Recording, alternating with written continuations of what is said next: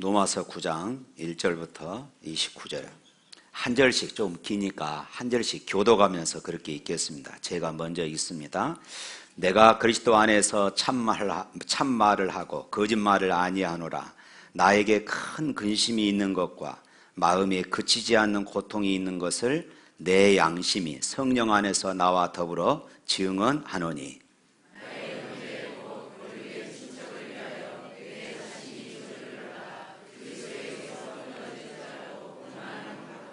그들은 이스라엘 사람이라. 그들에게는 양자됨과 영광과 언약들과 율법을 세우신 것과 예배와 약속이 있고,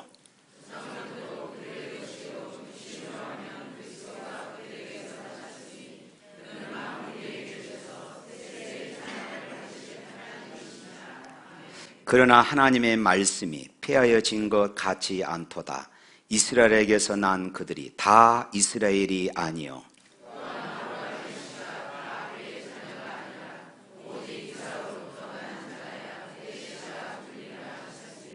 곧 육신의 자녀가 하나님의 자녀가 아니요 오직 약속의 자녀가 씨로 여김을 받느니라.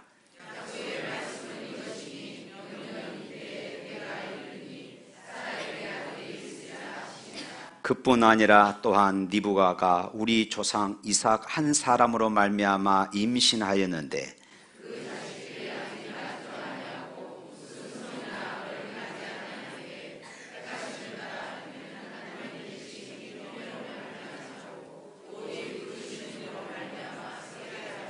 리브가에게 이르시되 큰 자가 어린 자를 섬기리라 하셨나니,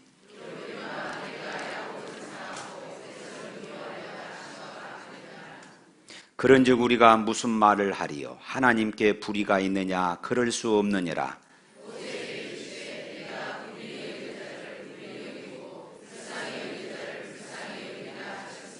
그런즉 원하는 자로 말미암음도 아니요 다른 박질하는 자로 말미암음도 아니요 오직 긍휼히 여기시는 하나님으로 말미암으니라.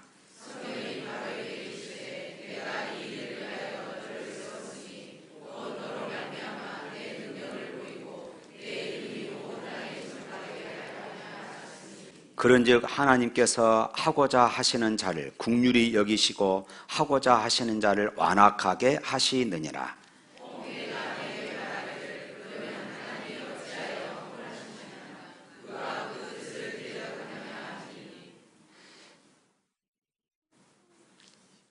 이 사람아, 네가 누구이기에 감히 하나님께 반문하느냐? 지음을 받은 물건이 지은 자에게 어찌 나를 이같이 만들었느냐 말하겠느냐?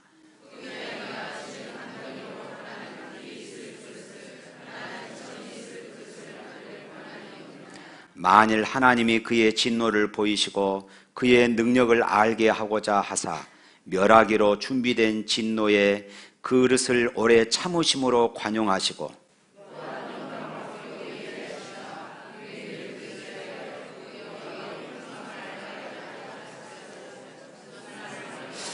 이 그릇은 우리니 곧 유대인 중에서뿐 아니라 이방인 중에서도 부르신 자니라.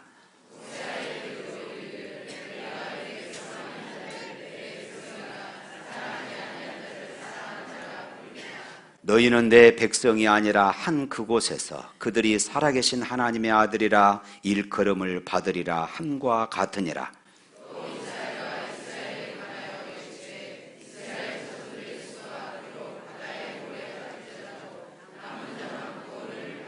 주께서 땅 위에서 그 말씀을 이루시고 속히 시행하리라 하셨느니라.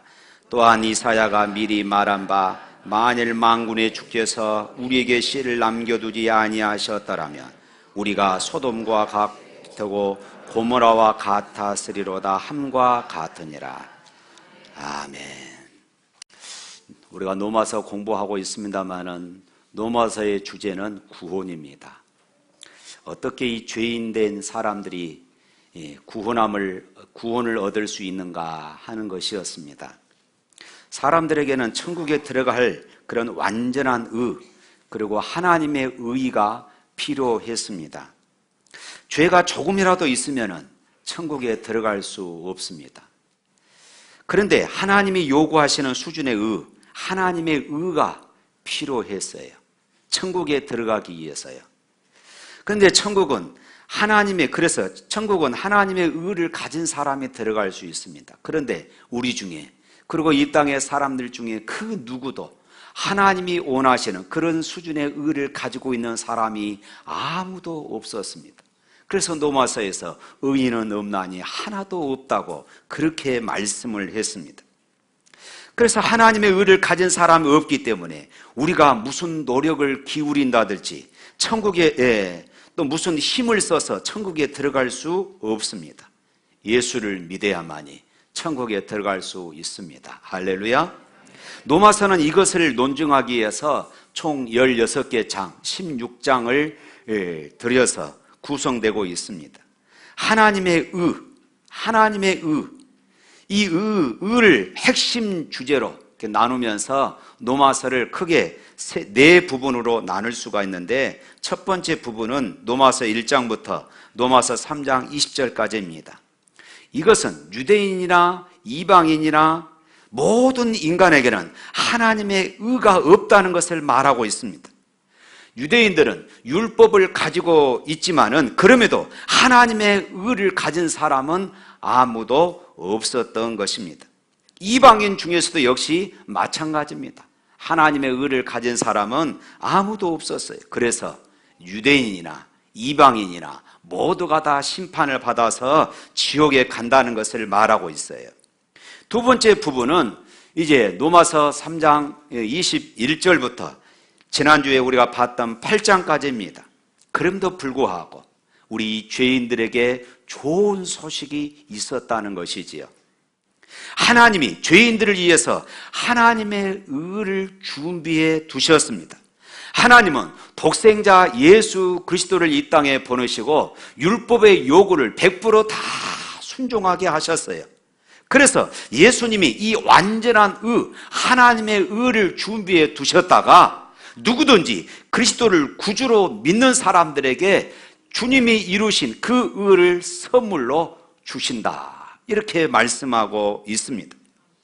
사람이 자기 노력으로 천국에 들어갈 수 없지만은 예수님을 믿으면 그 예수님의 의를 선물로 받아서 천국에 들어갈 수 있는 것, 이것이 바로 복음입니다. 할렐루야.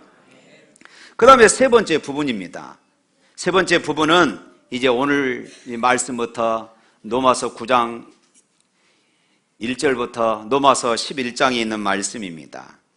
이스라엘 백성들은 많은 복을 받았음에도 스스로 의를 만들어서 그것으로 천국에 들어갈 수 있다고 이렇게 생각을 했습니다.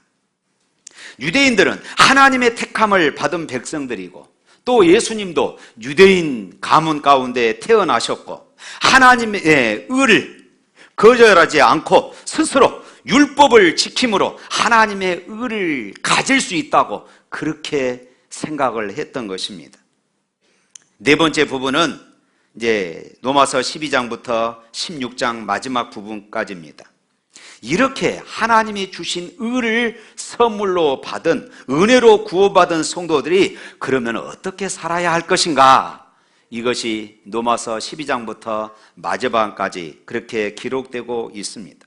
그러니까 로마서는 모든 사람들은 죄인이다, 모든 사람들에게는 하나님이 원하시는 하나님의 수준에 이르는 그런 의가 없다. 그런데 하나님의 의는 예수 그리스도를 믿는 사람들에게 선물로 주어지는 것인데, 그것은 유대인들뿐만 아니라 이방인들에게 다 동일하게 해당되는 것이었습니다. 그런데 유대인들은 그렇게 많은 하나님의 의를 받았음에도 불구하고 그 하나님의 복을 다 누리지를 못했습니다. 거절했던 것이에요. 그래서 로마서 12장부터는 그러면 이제 하나님의 은혜로 구원받는 사람들이 어떻게 살아가야 할 것인가 하는 주제를 다루고 있는 것입니다. 이제 오늘은 로마서 이 9장 세 번째 부분의 첫 번째 장입니다. 우리는 전적으로 하나님의 은혜로 구원받은 사람들임을 믿으시기를 축원합니다. 잘난 것도 없고 잘한 것도 없습니다. 내가 착하게 살 것 같아서 하나님이 나를 구원해 주신 것도 아니었습니다. 하나님께서 저와 여러분을 그냥 일방적으로 택하여 주셨습니다. 하나님께서 우리에게 원하시는 것은 죄를 회개하고 예수 그리스도를 영접하는 것일 뿐입니다. 그러면 누구나 다 하나님의 자녀가 되는 권세를 받게 되는 것입니다. 이 놀라운 복음이 온 세계 모든 민족들에게 전해졌고 바로 이 일에 쓰임받은 사람이 사도 바울이었어요. 그런데요, 사도 바울에게 있어서 한 가지 큰 근심이 있었습니다. 그것은 자신의 동족 유대인이 십자가 이 복음을 거절한 것이었습니다. 유대인들은 하나님의 택한 백성이고 양자됨과 그리고 영광과 언약과 율법과 예배와 약속들을 주셨고 그리스도도 육신적으로 유대인 가운데 태어나셨습니다. 이러한 복을 받았음에도 불구하고 이 복을 누리지 못한 사람들이 바로 이 유대인들이었습니다. 오히려 유대인들은 하나님의 율법을 지켜서 구원받는다고 고집하였습니다. 그 말은 자기들에게는 하나님의 율법이 있으니까 자기들만이 구원을 받는다는 이런 잘못된 생각을 하고 있었던 것이에요. 예수님을 믿기만 하면 다 구원받는다는 이 복음을 그래서 그들은 받아들일 수가 없었던 것입니다. 그들은 십자가의 복음을 받아들이지 않았습니다.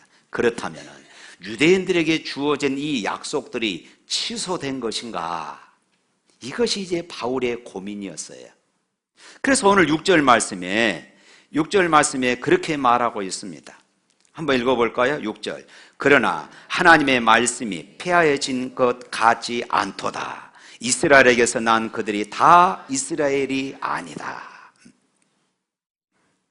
하나님께서 택하신 이스라엘 백성들이 십자가의 복음을 이 거절한 바로 이것이 하나님의 말씀, 하나님의 약속의 말씀을 폐했다 할 수 없다는 것입니다.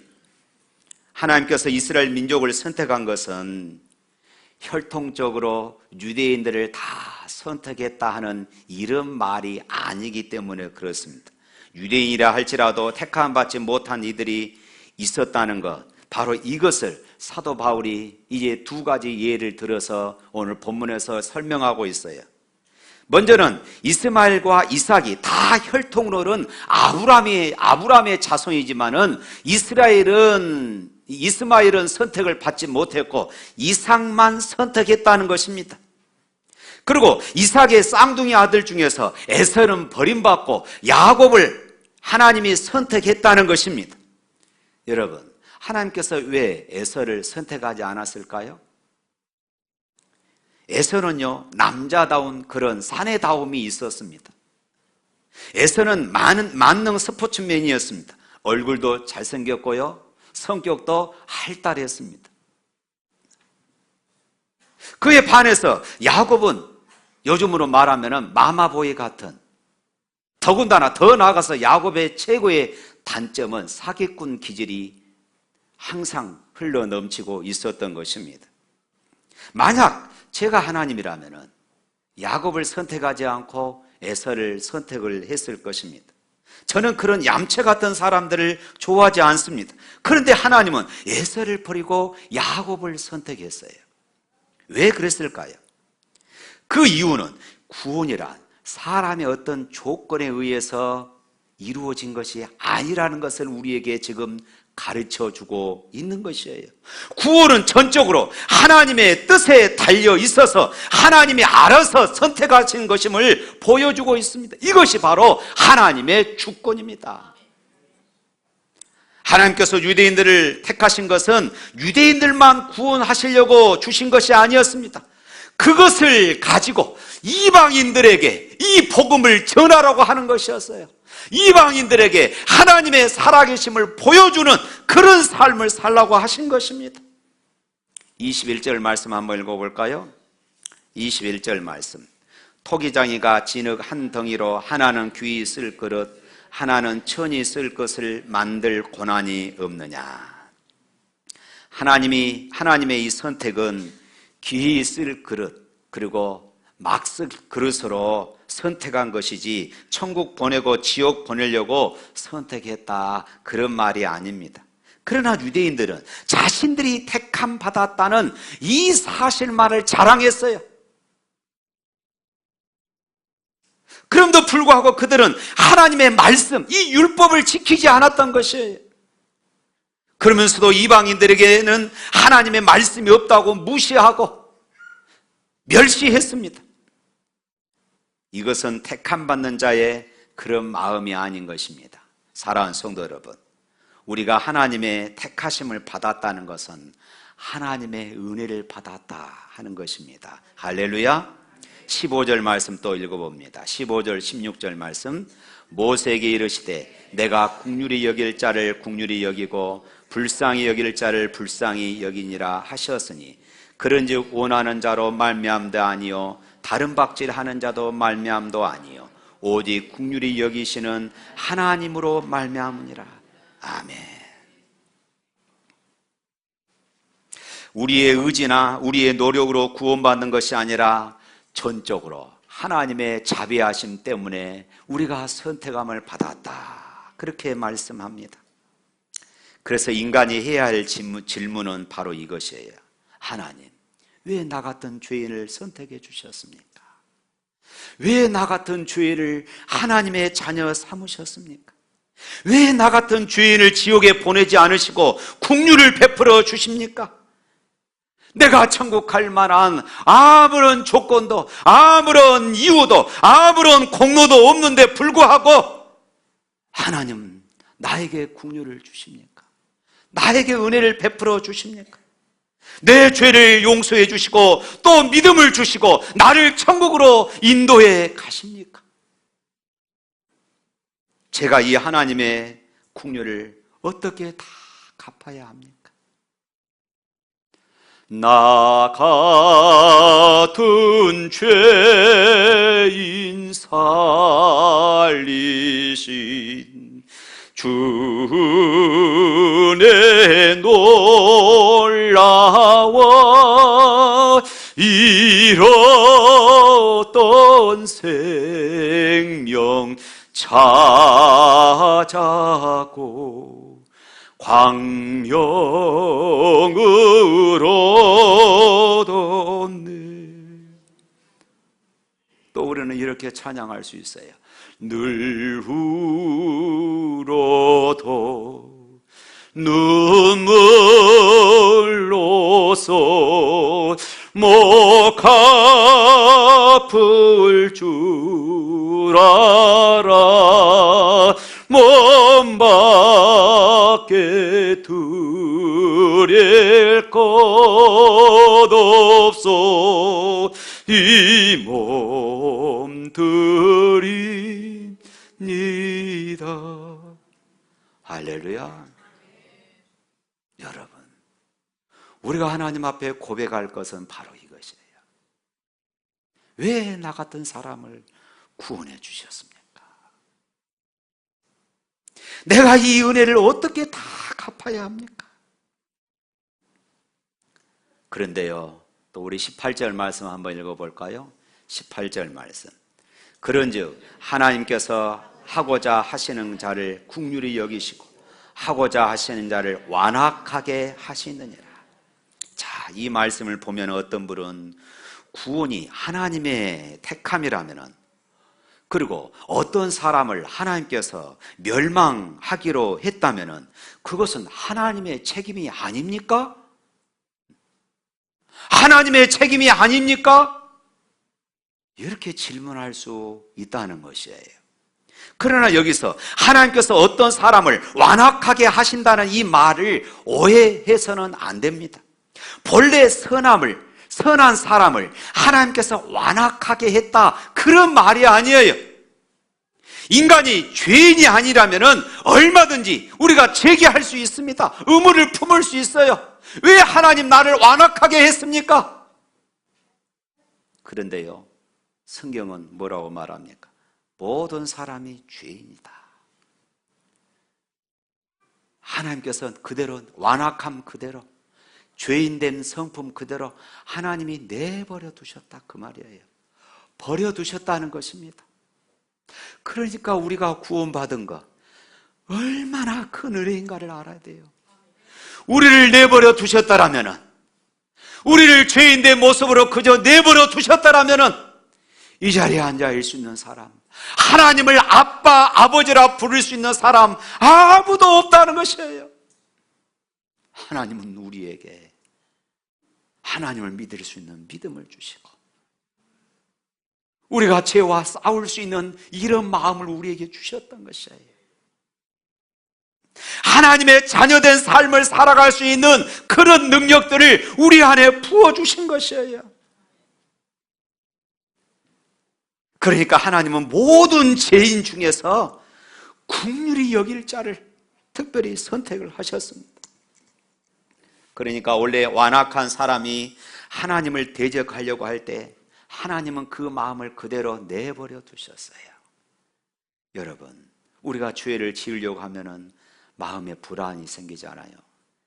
내가 예수 믿는 사람인데, 예수님이 지금 보고 계신데, 이 모두가 다 주님이 우리에게 주시는, 성령께서 우리에게 주시는 마음인 줄로 믿습니다. 하나님은 긍휼히 여길 사람을 긍휼히 여기시는 하나님이십니다. 이 말은 누구도 하나님 앞에서 구원 문제에 대하여서 원망할 수가 없다는 것이에요. 저는 구원 받으려고 애썼는데 왜 하나님 저를 버리셨습니까? 이렇게 말할 수가 없어요. 어제도요, 인천에서 어제 TV에 나오더라고요. 인천에서 퀴어 축제, 쉽게 말하면 동성애 축제를 벌이려고 했어요. 지난번 봄에도 서울 광장에서 했잖아요. 동성애 축제를 하려고 하다가 반대하는 사람들이 하도 억세게 반대를 하니까 결국 이 축제가 무산됐습니다. 그런데 이 일로 인하여서 인터넷상에서 이제 댓글들이 막 올라오는데 말할 수가 없는 것입니다.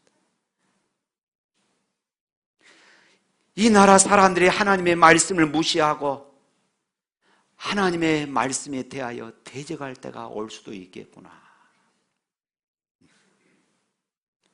세상은 사단의 왕노를 하는 곳입니다. 그런데도 지금 이 정도로 우리가 사는 것은 하나님의 은혜가 이 나라를 덮고 있기 때문입니다. 할렐루야! 두려운 것은 하나님께서 이 세상 사람들의 악을 더 이상 억제하지 않으시고 그대로 내버려 두실 때가 온다는 것입니다. 마음에 극단적으로 하나님의 말씀을 거부하고 대적할 때입니다. 만약 하나님께서 은혜를 거두시면 사람들이 사는 이 세상은 혼란이 극에 달하고 지옥 같은 곳이 되어질 것이에요. 그래서 29절 말씀에 이렇게 말하고 있습니다. 29절 읽겠습니다. 또한 이사야가 미리 말한 바 만일 만군의 주께서 우리에게 씨를 남겨두지 아니하셨다라면 우리가 소돔과 같이 되고 고모라와 같았으리라 함과 같아. 하나님이 이 나라에서, 하나님이 이 사회에서 하나님의 은혜를 거두신다면 소돔 고모라와 같을 것이 되어진다. 바로 이 말씀이에요. 그래서 여러분, 우리 크리스찬들의 책임이 막중합니다. 그래서 우리 한국 교회의 책임이 막중해요. 이 나라와 이 민족을 위해서, 그리고 이 땅을 위해서 우리가 기도해야 할 이유가 바로 여기에 있는 것이에요. 사랑하는 성도 여러분, 구원은 유대인이든지 이방이든지 누구나 다 누구에게나 허락이 되어 있습니다. 요한복음 7장 37절 말씀 보면은 명절 끝날 곧 큰 날에 예수께서 서서 외쳐 이르시되 누구든지 목마르거든 내게로 다 오라. 사도행전 2장 21절 말씀에 누구든지 주의 이름을 부르는 자는 구원을 받으리라. 그렇습니다. 구원은 누구든지 받을 수 있습니다. 그런데도 멸망하는 사람은 구원을 거절하여 자신의 죄 때문에 멸망하는 것이에요. 그러나 구원은 전적으로 하나님의 택하심의 은혜로 주어지는 것임을 믿으시기를 바랍니다. 사랑하는 성도 여러분, 하나님께서 우리를 택하신 것은 우리가 잘난 사람이기 때문에 그럴까요? 착한 사람이기 때문에 그럴까요? 아닙니다. 하나님이 아브라함, 이삭, 야곱, 요셉 이런 사람들을 택한 것을 보면은 항상 약하고 때로는 부족하고 때로는 못난 사람들을 선택했습니다. 저 뒤에 저 좀 보세요.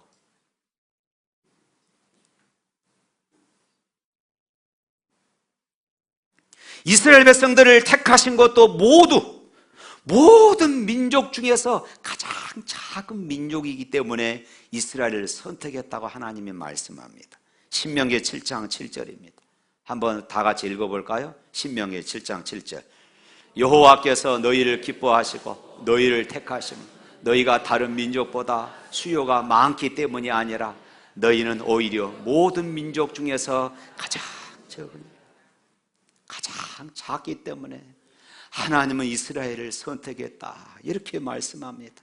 이것이 바로 은혜로 구원받았다는 것입니다. 이런 은혜로 우리가 하나님의 자녀가 된 것입니다. 우리는 은혜 받은 사람들입니다.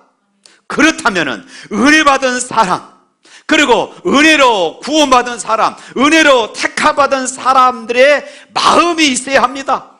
사도 바울에게 바로 그런 마음이 있었습니다. 오늘 본문에 등장하는 이 사도 바울을 통하여서 그러면 은혜로 선택받은 사람들이 어떤 마음을 품어야 하는가를 우리가 엿볼 수 있어야 합니다. 유대인들은요, 이방인의 사도인 바울을 무시하고 그리고 핍박하고 배척하였습니다. 민족주의 의식이 강했던 당시에는 유대인 입장에서 보면은 바울은 매국노였고 바울은 배신자라는 말을 듣기도 했습니다. 그러나 사도 바울에게는 동족 유대인을 향한 눈물의 기도, 목숨을 바치는 이런 기도가 있었습니다. 오늘 본문 1절부터 4절 말씀까지 다시 한번 읽어볼까요? 1절부터 4절. 내가 그리스도 안에서 참말을 하고 거짓말을 아니하노라. 나에게는 큰 근심이 있는 것과 마음에 그치지 않는 고통이 있는 것을 내 양심이 성령 안에서 나와 더불어 증언하노니 나의 형제 곧 골육의 친척을 위하여 내 자신이 저주를 받아 그리스도에게서 끊어질지라도 원하는 바로라. 그들은 이스라엘 사람이라 그들에게는 양자됨과 영광과 언약들과 율법을 세우신 것과 예배와 약속들이 있어요. 바울이 피를 토하듯이 끌어안고 기도하며 사랑했던 그들은 다름이 아니라 바울을 미워했고 바울을 배척했던 사람들이었습니다. 우리가 잘 아는 바와 같이 바울을 일생 동안 자기 동족들로부터 배척을 당했습니다. 바울은 평생 동안 괴롭히고 해를 끼친 사람들은 이방인들이 아니었습니다. 유대인들이었어요. 돌로 친 사람도 태장을 때린 사람들도 다 유대인들이었습니다. 재판에 붙인 사람도 감옥에 가두어 놓은 것도 유대인들이었습니다. 그야말로 사제를 찢어 죽이겠다고 예루살렘에서 소동을 벌인 자도 유대인들이었습니다. 사사건건 마음과 그리고 박해를 가한 사람도 이 유대인들이었습니다. 어찌 이런 사람들을 사랑할 수 있겠습니까? 어찌 이런 자들을 위해서 기도할 수 있으며 자기의 단 하나밖에 없는 생명을 걸면서 그들을 위해서 복음을 전할 수 있었겠습니까? 이를 갈며 미워할 수밖에 없는 그런 사람들입니다. 그럼에도 불구하고 바울은 그들을 미워하지 않았어요. 그들의 죄는 미워했지만은 그들의 영혼은 미워하지 않았습니다. 오히려 그들이 그를 핍박할수록 견딜 수 없는 자리까지 고난에 빠뜨려도 오히려 바울은 자기 동족을 긍휼히 여기고 하나님, 이 백성들을 구원하여 주옵소서. 내가 차라리 저주를 받을지라도 이 백성들이 구원받기를 원합니다. 이런 간절함이 바울에게 있었던 것이죠. 사랑하는 성도 여러분, 무엇이 그로 하여금 이 같은 자리에 설 수 있게 했을까요? 바로 바울은 하나님의 마음을 가지고 있었기 때문입니다.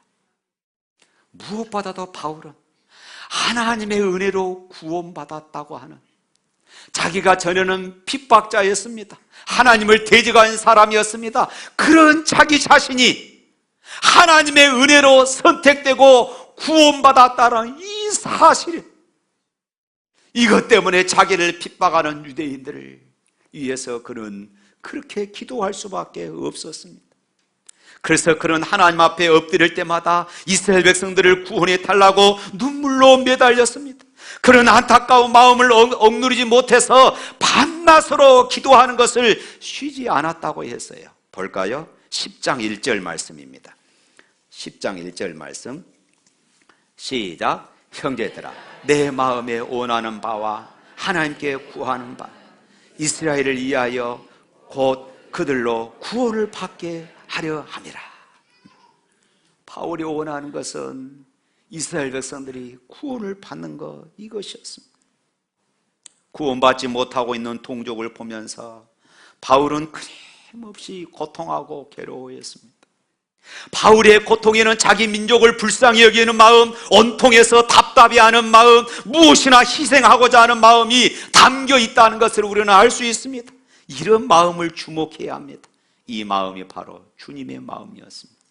이 마음이 또한 스데반의 마음이었습니다. 이스라엘 백성들이 출애굽 후에 금송아지를 만들어서 숭배하는 큰 죄를 저질렀을 때에 하나님은 이스라엘을 심판하시려고 했습니다. 그때 모세가 출애굽기 32장 32절에 하나님께 이렇게 기도했습니다. 또 한번 읽어보겠습니다. 그러나 이제 그들의 죄를 사하시옵소서. 그렇지 아니하시면 원하건대 주께서 기록하신 책에서 내 이름을 지워버려 주옵소서. 모세의 기도로 이스라엘을 구원해 냈습니다. 이것이 택함 받는 자의 기도입니다. 이것이 바로 은혜로 구원받은 사람들의 모습인 것이에요. 우리가 진정 택함을 받은 사람이라면 사도 바울과 같은 이 마음을 우리는 가져야 합니다. 우리 민족에게 복음이 전해진 것은 이처럼 택함 받은 사람들의 기도와 사랑 때문이었다는 것을 또한 우리는 알고 있지 않습니까? 토마스 선교사는 복음을 전하러 왔다가 대동강 모래사장에서 목베임을 당했는데 그의 목을 치려는 당시의 나졸이었던 박충관에게 성경을 전하면서 예수, 예수, 예수 그러면서 순교의 피를 흘렸습니다. 그는 혈통적으로도 우리 민족이 아니었습니다. 그러나 이 민족을 그런 주님의 심정으로 바라보았기에 바로 이렇게 자신을 죽여가면서 눈물을 흘렸던 것입니다.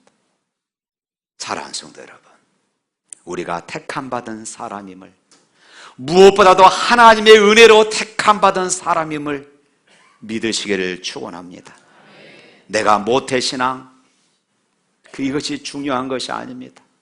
내가 몇 대째 예수 믿는 가정, 이것이 중요한 것이 아니에요. 내가 집사고, 내가 장로고, 내가 권사고, 이 직분이 중요한 것이 아닙니다. 더 중요한 것은 나에게 사명이 있구나, 나에게 바로 이런 사명이 있구나 하는 것이에요. 우리 주위에는 가족이나 친구나 이웃 중에도 도저히 예수 믿지 않을 것 같은 그런 사람들이 참 많습니다. 하나님께서 그들을 영원히 버리신 것은 아닌가 생각하게 만드는 사람도 있습니다. 하나님, 저들을 어떻게 하시렵니까? 하나님을 부인하고 죄 짓는 사람들을 멸해달라고 기도하면은 그런 택함받은 사람이 아닙니다. 은혜로 택함을 받은 사람은 결단코 그들을 포기하지 않습니다. 지금은 복음을 거부하지만은 결단코 그들이 돌아올 수 있는 자임을 우리는 믿어야 하는 것입니다. 그래서 오늘 본문에 호세아는, 이 사도 바울은 호세아서를 인용해서 이 말을 하고 싶었던 것입니다. 25절 26절 말씀 읽어볼까요? 호세아의 글에 이르되 내가 내 백성이 아닌 자를 내 백성이라, 사랑하지 아니하는 자를 사랑한 자라 부르리라. 너희는 내 백성이 아니라 한 그곳에서 그들이 살아계신 하나님의 아들이라 일컬음을 받으리라. 내 백성이 아닌 자를 내 백성이라, 사랑하지 아니한 자를 내가 사랑하는 사람으로 삼겠다. 여러분의 가족 중에 아직도 예수 믿지 않는 가족들이 있습니까? 때로는 부모, 때로는 남편, 때로는 자녀들일 수 있습니다. 지금까지 여러분들이 노력하고 애쓰는데도 전도가 되지 않는 분들이 있습니까? 오늘 성경은 말씀합니다. 내 백성이 아닌 자들로 내 백성 삼겠다. 내가 사랑하지 않는 자들로 내가 사랑하는 자로 삼겠다. 사도 바울은 이것을 알았습니다. 왜냐하면 자기가 바로 그런 사람이었기 때문입니다. 자기가 그렇게 모질게 하나님을 대적했음에도 불구하고 하나님을 자기를 택하여 주셨을 뿐만 아니라 사도로 그렇게 부르신 것에 이 비밀을 깨달은 것이에요. 사랑하는 성도 여러분, 이 나라와 이 민족을 위해 기도해 주시기를 바랍니다. 믿지 않는 여러분의 남편, 여러분의 부모, 여러분들의 자녀를 위해서 포기하지 마시고 바울의 심정을 가지고 하나님, 내가 저주를 받을지라도 우리 가족을 구원하여 주시옵소서. 이 나라와 이 민족을 구원하여 주옵소서. 이것이 바로 하나님의 무조건적인 은혜로 택함받은 사람들의 기도이고 삶인 것이에요. 10월 마지막 주는 우리가 또 총력 전도주일로 가질 것입니다. 여러분, 이 바울의 이 심정을 여러분들의 가슴에 한번 품어보십시오. 이것은 주님의 마음이고요, 이것은 성령이 우리에게 주시는 그런 심령인 줄로 믿습니다. 여러분들의 가슴에 참으로 성령이 주시는 이런 뜨거운 마음을 품고 살아갈 수 있기를 주님의 이름으로 축원합니다.